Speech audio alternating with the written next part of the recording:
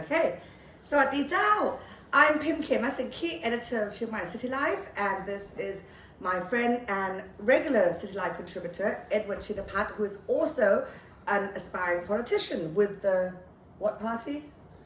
United Thai Nation Party. United Thai Nation Party. So, Edward, we'll just have a few short questions here. Tell us why this election is important.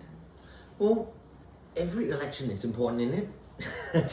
Come on, Mr. Politician. I mean, we've been waiting for this for 4 years, and so, and obviously, the opposition parties, they really want to get back in power, and so this is an important election. I think as any other election.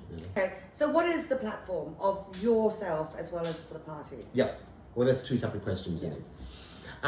For the party, obviously, our DNA is Chart Sasana Pamakasan Potential, which is,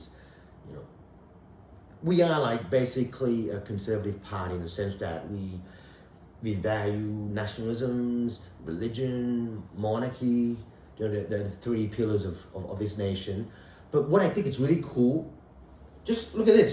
This is Thai flag, all right? But look at it. It's designed in a modern way. So, coming back to your second question, I see an opportunity here as more of a conservatism 2.0 or a new wave, new generation of conservatism. How is it relevant in today's society and city and like national scale? Well, religion forms part of our identity. I mean, one party, they want to reform religion and monarchy. They want to go and amend or completely get rid of Article 112. And as far as probably my personal stance, and obviously my party as well, is we're not gonna reform Article 112. We think 99.9999% of Thais are comfortable, unaffected by it. It's only the hot-headed few apples that want to change. Are you okay? Because we've had many conversations, and I consider you very intellectually Outspoken. Yes, and liberal in many viewpoints. You do have many very liberal viewpoints, progressive viewpoints. And then I see, on the poster, you've got Bayut behind you. And I have seen all the comments and stuff, new canvassing, and there has been some comments on why did you pick this party? Is it really your vehicle? Is this really something that you generally believe this is the right thing for the country? Implicit in your question is, Ed, why the heck are you in this party? You could be in such a much better party. That's what the audience, that's what Pim really wanted to ask me. I was being polite. And I just will tell you that, like I said, you can't just judge the book by its cover. Inside it's pretty modernized. It's new. They've got a new headquarters, and it's all a lot of members from different parties that are coming together, mainly from the some liberal side as well, but mainly from the conservative side. And I think it's pretty cool that, like if you see Bangkok candidates, they are giving a lot of opportunities for like new faces, for the young generations to make their mark, to actually, show that they can become effective and good quality politicians. Itself. And Chiang Mai, let's focus on Chiang Mai. Yep. We all know what the number one issue here is, right? Well, there are several issues. Well, I don't know. For me, not dying from pollution is pretty high up. And I haven't seen any parties sort of address that in any sense. Have you guys got any ideas for Chiang Mai that you're quite excited about? I think it's been talked to death. I think you believe every party has spoken and has made comments and policies for hours and hours and hours and hours and hours already. And yet, nothing is going to happen, is it? But I mean, so what do you see for your party? What can you bring to Chiang Mai? What do you think could be quite exciting, the changes that your vision could bring? We know who the incumbents of Chiang Mai Member of Parliament are. They belong. This is Pheu Thai stronghold. This is their headquarters. This is the heart. You could say this is their castle. This is their fortress. And obviously we have newcomer, which is Future Forward, Gao Gai Party. Yeah.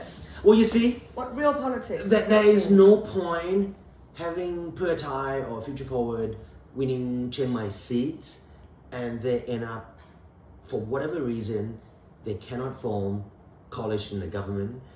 They stay behind as opposition. This doesn't do Chiang Mai people any good. But me, I am very comfortable working with the government, this government, the people in charge right now. I mean, it sounds very pragmatic. It sounds somewhat, very Machiavellian. Well, not Machiavellian, but it is pragmatic. Very pragmatic. I'm happy, even though I'm within Pheu Thai stronghold, to work with the government, work in the government camp, to actually do good for the Chiang Mai instead of being in opposition and just, and just throw dirt, just like the good old politics in Britain and America and elsewhere, throwing mud every day, and you can't get things done. So what do you want to get done? Well, What do you want to get done? Yep. Well, as you've already seen, Chiang Mai has a lot of projects in the pipeline now. So long. In the Long pipeline. pipe. In the That's funny. Well, one of them is obviously it's a Khön Mae Kuang Mae Ngat, the Umong Yak, the large tunnel, the longest tunnel. That's about 80% completed. The tricky thing about that project is that it's made up for four contractors. Is that the one that rearranges the irrigation system? Yes, for indeed. the whole, yeah. So you know about it, and so it's going to help transfer water from Mae Tang that it's easily filled to Khön Mae Kuang. Southern Chiang Mai. To Khön Mae Kuang, Yeah. which will help, which will reduce the impact of flooding in Chiang Mai City rainy season. Yes, that's true. And plus, we've got other projects in the pipeline, more roadworks, and I also want to be introducing we need more new landmarks as well. And look at Klong Mae Kha. 3-4 years ago, it was pardon my French, it was a shithole. It was.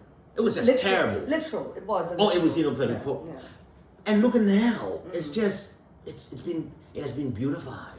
Isn't it exciting? It's something that That was local government that achieved that. Well, with the government, it's a mutual cooperation. Okay. So, what kind of thing would you think would work? What kind of projects? What kind of landmarks? More parks. Yes. More parks, definitely. That accept dogs. That's one Well, thing. yeah, Parks here. and I know that you're very pro sort of, maybe cycling and having some. Do I look like I'm pro No, cycling? cycling. No, in a sense that Yes, I support other people doing it. you have some roads that no cars are allowed. Right. Things like So this is a huge thing that I could see within 4 years. What about, okay, let's talk budget, right? I mean, how are you, the problem is that Chiang Mai is just not getting the love from Bangkok that we used to get when Thaksin was Prime Minister. Mm-hmm. Financial love, right? We Financial love. We haven't had much financial love for many, many years. I mean, how do you think you could tap into that and give Chiang Mai some nice budgeting? You mean some dough? Yes, for big projects, for all the things we've been wanting. There is no point having other parties winning all 10 districts or the so-called landslide or Pian Patet or whatever. There's no point if for whatever reason they end up being in opposition. Opposition is just only to solve. They can monitor, they can criticize, they can evaluate, they can have no vote of confidence, but they're not going to bring the dough to Chiang Mai. That is true. Come on, let's be pragmatic. But hopefully, I work with the government. I'm friendly with them. I am on good terms with them. I work with them. So I'm pragmatic. I want to bring, I want to bring dough to Chiang Mai so that we can bring, as of tomorrow on the 9th, we'll be putting cables, electrical cords underground. How cool is that? Yeah, It's pragmatic. If I can work with them, I get. even though Chiang Mai people, you might not like my leader, but if you think on a pragmatic level, if I can get to the parliament, I can bring dough to you. I mean, it sounds corny, and I could actually build some good things for you guys. If we can put aside, all these political differences. I mean, you've obviously put a lot of thought into that, and you've decided that it is worth tapping into this, so you get the help for Chiang Mai. Is that where you decided to go? Okay, so you're committed to Chiang Mai. Indeed. Yeah. Okay. I have transferred, relocated to Chiang Mai Yeah. about 7 years ago. My residency. I find love you, Chiang Mai. I find you quite outspoken, even on the Thai. I've been following you on Thai social media and Yeah. everything, and you know, and you're out there saying you might not like my leader, but you know, vote for me anyway. And you're out there. You're not blowing sunshine up his bottom, and you're not sort of painting a overly rosy picture of the situation. So you are being quite pragmatic.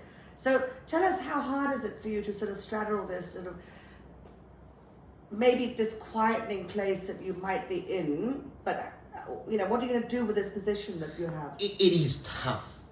It's a bit like, I think this will give our international audience a perspective. San Francisco, it's the heart of California, and Nancy Pelosi, she is or she was the in charge, you know, Congresswoman representing that district. It's a stronghold of Democrats, and I'm basically like a, you know, metaphorically a Republican trying to contest Nancy Pelosi seats, you know. So when I go to meet people, you can imagine a challenge. You know what I mean? I'm yes. from totally different Yes. political divide. Yes. I'll be Republican trying to convince Californians to vote for me. Yeah. But How's it been? but here we go. But there's a tough. Yeah. Yeah, there's been people who saying boo, Yeah. boo, no more period. But then there are others who say that, especially the elderly, the grandmas and grandpas, the uncles and aunts in the shop houses, they love him. They love him. So anyway, but there's a strategic part to it, which is on Sunday, 14th of May, when you go into the voting booth, you get 2 cards. One green voting card, the other a purple card. Green card is for party list, or it's for the party that you like, especially the policies. And the purple one is for the SOSO, for the member of parliament representing that district. Now, this is an interesting take. Some people argue with me that if they like this party, they're gonna vote for their candidate no matter what. So it's like, you know, the same party. They're not going to remember the name of the member of parliament. They're gonna go, I like this party, and he or she is representing the party. It's tick tick or cross for both. Yeah. But then there's another side of argument who said, well, that's not true, Edward. With 2 cards, you can sometimes you vote for the party because you like their specific policy, very specific. But then you vote for the member of parliament who you know personally, who has been to your weddings, or you know, or who you have been friends for the last 20 years, or you know their family, or you know, all these, you know, whatever, or you trust him, or you want him or her, you know, this new face. You don't want the big family, political families, mafia. You want something, a fresh faced person to go into parliament. You know, so they cross vote. They perhaps party that they like and candidate that they want to give a chance. I know, that's your pitch to me, isn't it?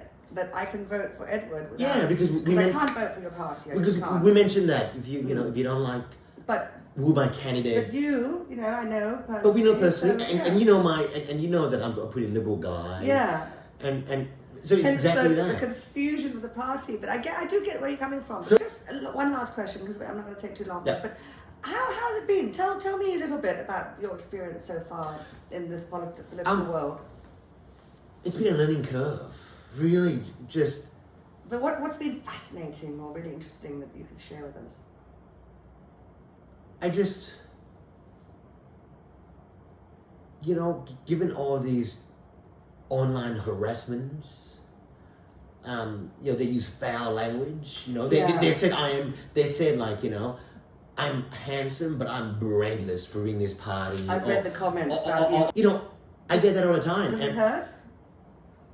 Initially, but then I realized that I came to terms that we're living in a very polarized world, not just in this country. And if I'm with party A, Party B will have a go at me. If I'm representing for Party B, Party A will have a go at me.